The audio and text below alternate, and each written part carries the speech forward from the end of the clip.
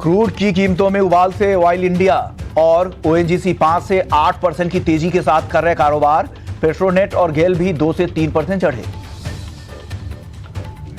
Metal शेयरों में लगातार दूसरे दिन तेजी। हिंदुस्तान कॉपर, वेदांता और नैल्को 2 से 3% चढ़े।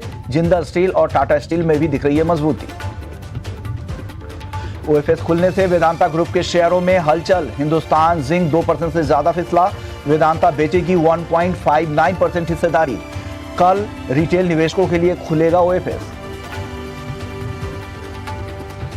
मार्केट प्लेटफॉर्म शेयरों में रफ्तार। बीएसई, एमसीएक्स और मोतीलाल ओसवाल में 2 से 6% तक की मजबूती।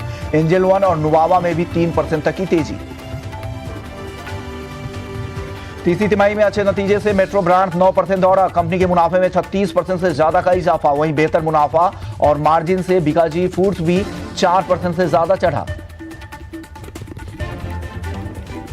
आज निफ्टी में 4 कंपनियां मारुति, एल&टी, बीईएल और एसबीआई लाइफ के नतीजों पर रहेगी बाजार की नजर। मारुति का मुनाफा 37% बढ़ने का अनुमान। वहीं एसबीआई लाइफ के मार्जिन पर दिख सकता है दबाव। टीवीएस मोटर, एमएनएम फाइनेंशियल और ग्लैंड फार्मा भी आज जारी करेंगी अपने तिमाही नतीजे। और प्लेन क्रैश में महाराष्ट्र डिप्टी सीएम अजित पवार का निधन। बारामती में लैंडिंग के दौरान हुआ हादसा, 6 लोगों की गई जान।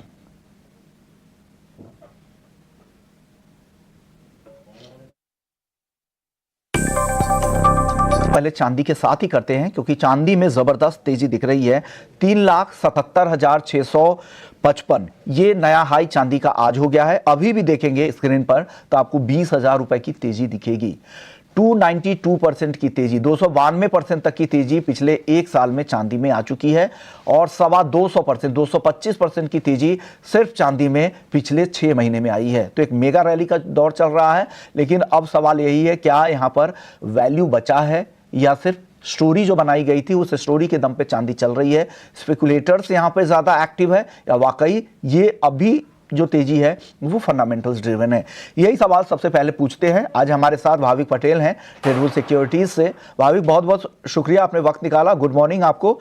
बताइए सर, इतनी बड़ी तेजी के बाद इतना ज्यादा वॉलेटाइल, क्या लग रहा है चांदी में क्या हो रहा है और आगे क्या हो सकता है? Good morning Vishwanath ji.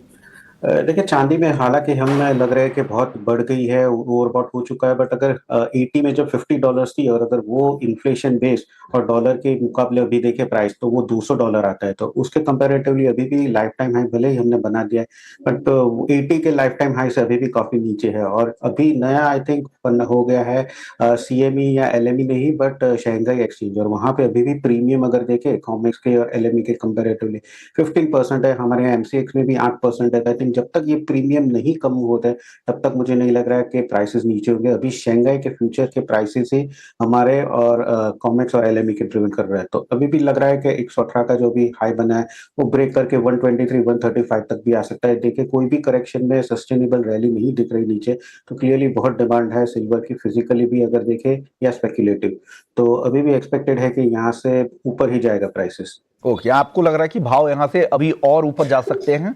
ये सलाह चांदी को लेकर आपकी आ गई है। गोल्ड बताइए सर, आज यूएस फेड की बैठक भी है, एफओएमसी की आज 2 दिनों की बैठक का दूसरा दिन है और आज देर रात फैसला भी आ जाएगा। हालांकि ब्याज दरें ऐसा कहा जा रहा है कि नहीं इस बार बढ़ाएंगे और नहीं घटाएंगे और स्थिर रखेंगे क्या, लेकिन कमेंट्री काफी ज्यादा अहम होगी। क्या करना चाहिए सर इस फैसले से पहले? गोल्ड में गोल्ड की चाल आपको कैसी दिख रही है? देखिए, गोल्ड की चाल अभी भी पॉजिटिव लग रही है। हालांकि ये तो फेड इस बार तो नहीं रेट कट करेगी, बट एक्सपेक्टेशन अगर फरवरी की देखें तो रेट कट के चांसेस बढ़ रहे हैं। और दूसरा अगर ये भी है कि ट्रंप ने भी स्टेटमेंट दिया है कि अभी नए जो फेड चेयरमैन है वो खुद तय करेंगे और जो भी करेंगे वो नेक्स्ट जो रेट कट की साइकिल होगी उसमें रेट कट करेंगे। तो इसकी वजह से देखा कि डॉलर इंडेक्स जो है वो फरवरी 2022 के नीचे आ चुका है। आगे जाके गवर्नमेंट शटडाउन भी होने वाला है, तो ये सारे फैक्टर्स है सोने के लिए पॉजिटिव है। तो अगेन मुझे लगा है कि जो सोना है उसमें अभी फिलहाल कोई करेक्शन लग नहीं रहा, कोई मीनिंगफुल करेक्शन। सोने में भी अभी तेजी जो है वो बरकरार रहेगी। तो आपको लग रहा है कि ये तेजी बरकरार रह सकती है, गोल्ड की भी और सिल्वर की भी। चलिए क्रूड की बात कर लेते हैं सर। क्रूड भी काफी तेज हो चुका है, $67.5 के करीब ब्रेंट का भाव पहुंच चुका है। एमसीएक्स पर भी अच्छी तेजी क्रूड में दिख रही है। यहां से क्रूड में क्या अब क्रूड थकेगा? यहां से कुछ बिकवाली की संभावनाएं लग रही है कच्चे तेल में सर?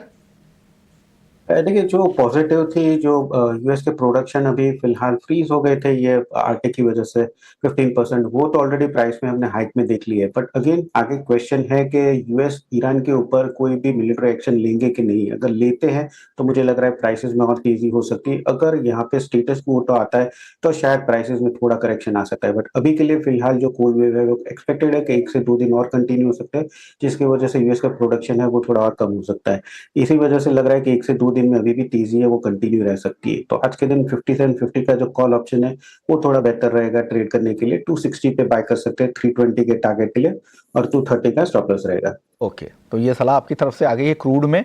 नेचुरल गैस तूफानी रफ्तार के बाद आज यहाँ पे थोड़ी मुनाफा वसूली दिख रही है।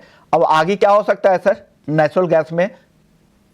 देखिए नेचुरल गैस में अभी लग रहा है कि 1 से 2 दिन की तेजी के बाद शायद थोड़ी वीकनेस आ सकती है क्योंकि अगर हम देखें वेदर फोरकास्ट तो फरवरी में थोड़ा माइल्ड वेदर लग रहा है बट हालांकि मोमेंटम जो है वो काफी स्ट्रांग है नया जो कॉन्ट्रैक्ट है वो डिस्काउंट में चल रहा है और अभी के लिए फिलहाल 1 से 2 दिन अभी भी लग रहा है कि 330 के नीचे जब तक नेचुरल गैस नहीं जाता है तब तक ज्यादा करेक्शन नहीं आ सकता है तो आज के दिन कॉल ऑप्शन 350 का है वो बेहतर रहेगा ट्रेडिंग के पर्पज से 35 पे बाय कर सकते हैं 42 के टारगेट के लिए 32 का स्टॉप लॉस रहेगा चलिए, तो ये राय आ गई है एनर्जी मार्केट पे और प्रेशियस मेटल्स पे। अब बात कर लेते हैं बेस मेटल्स की। बेस मेटल्स में आज सारे काउंटर तेज नजर आ रहे हैं। कॉपर 1317 के ऊपर आ गया है, एल्यूमिनियम 322 के करीब, जिंक 330 के करीब और लेड को देखें तो ये भी 192 के करीब आ चुका है। तो चारों काउंटर तेज है, साथ ही निकल भी तेज है 1700 के ऊपर, आधे % की तेजी यहां भी दिख रही है। आपको क्या पसंद आ रहा है सर बेस मेटल्स मार्केट में? अब मुझे जिंक ज़्यादा पसंद आ रहा है। देखिए ज़िंक शंघाई में इन्वेंट्री अगर देखें तो लगातार कम हो रही है, प्रोडक्शन भी वहाँ पे कम हो रहा है और इम्पोर्ट जो कर रहा है रॉ मटेरियल का चाइना ज़िंक का, वो ब बढ़ रहा है। तो आगे जाके मुझे लग रहा है कि कहीं न कहीं थोड़ा सप्लाई शॉर्टेज होगा। फिर हमने बीच में भी देखा था कि एल्यूमीनियम और ज़िंक के प्राइसेज़ जो साथ-साथ आ गए थे, अभी वापस ज़िंक प्रीमियम पे चल रहा है, जो अगेन दिखा रहा है कि डिमांड जो है वो बढ़ सकती है। तो ज़िंक मेरी टॉप पिक रहेगी 320 पे बाय कर सकते हैं, 331 के टारगेट के लिए, 326 का स्टॉप लॉस रहेगा। तो जिंक आपकी टॉपिक है। कॉपर को लेकर सर, कॉपर पर लोगों का फोकस काफी ज्यादा रहता है। कॉपर में और तेजी आपको लग रही है कि आगे और तेजी दिख सकती है? और करंट लेवल पे क्या करना चाहिए? 1317 रुपए के आसपास का भाव है। देखिए करंट मार्केट प्राइस से भी यहाँ से बाय कर सकते हैं 1327 के टारगेट के लिए 1313 का स्टॉप लॉस रहेगा और 1280 का एक मेजर सपोर्ट है। जब तक 1280 के नीचे नहीं जाता तब तक मुझे लग रहा है कॉपर में तेजी बनी रहेगी। अभी भी अगर मीडियम टर्म मेरा टारगेट है तो 1360 से 1400 तक के लग रहे टारगेट्स आ सकते हैं। तो बेस मेटल्स पे आपकी राय आ गई है। और एक राय सर एल्युमिनियम पे भी दे दीजिए। एल्युमिनियम भी आज काफी ज्यादा स्ट्रांग नजर आ रहा है। क्या यहाँ पर कुछ वैल्यू बची है क्या एल्युमिनियम की करंट भाव पे 322 के करीब?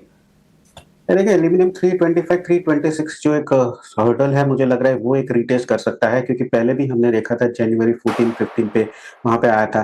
तो अभी 323 के करीब चल रहा है तो 3 रुपए के टारगेट के लिए मतलब 326 के टारगेट के लिए बाय कर सकते हैं। 321 का स्टॉप लॉस रहेगा। तो ये सारी राय आपकी आ गई है बेस मेटल्स पे, एग्री एनर्जी मार्केट पे और साथ ही प्रेशियस मेटल्स को लेकर। शुक्रिया भाविक जी, आपने वक्त निकाला, हमारे दर्शकों को गाइड किया कि उन्हें कमोडिटी मार्केट में करना क्या है।